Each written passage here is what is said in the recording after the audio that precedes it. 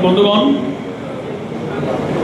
আমি প্রথমেই ক্ষমা চেয়ে নিচ্ছি। প্রধানমন্ত্রীর কাছেও আমি এক্সকিউজ করেছি যে আমার একেবারে অনিবার্য একটা মিটিং যা আমি এড়াতে পারলাম না, ফলে একটু ধারাবাহিকতা ছেদ করে আমাকে একটু আগে কথা বলতে হচ্ছে।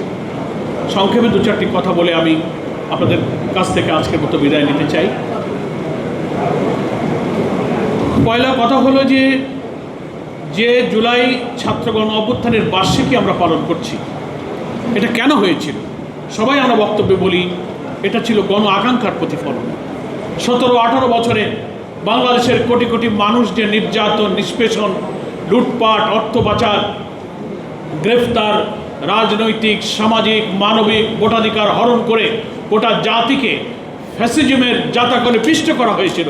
ক্রস ফায়ার, রিমান্ড, আয়নাঘর, বছরের পর বছর কারাবরণ, হাজার হাজার লক্ষ লক্ষ কর্মীদের গ্রেফতার এবং সমস্ত রাজনৈতিক, মানবিক অধিকার, সাংবিধানিক অধিকার সব খর্ব করা হয়েছে।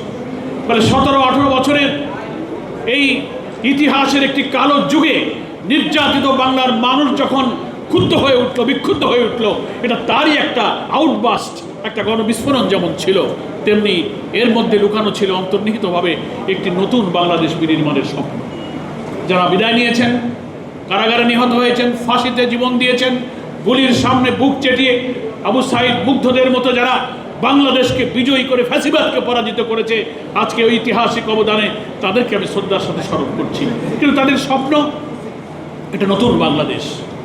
বিএফইউজের আজকের এই আয়োজনে আমাদের নতুন করে শপথ নেওয়া উচিত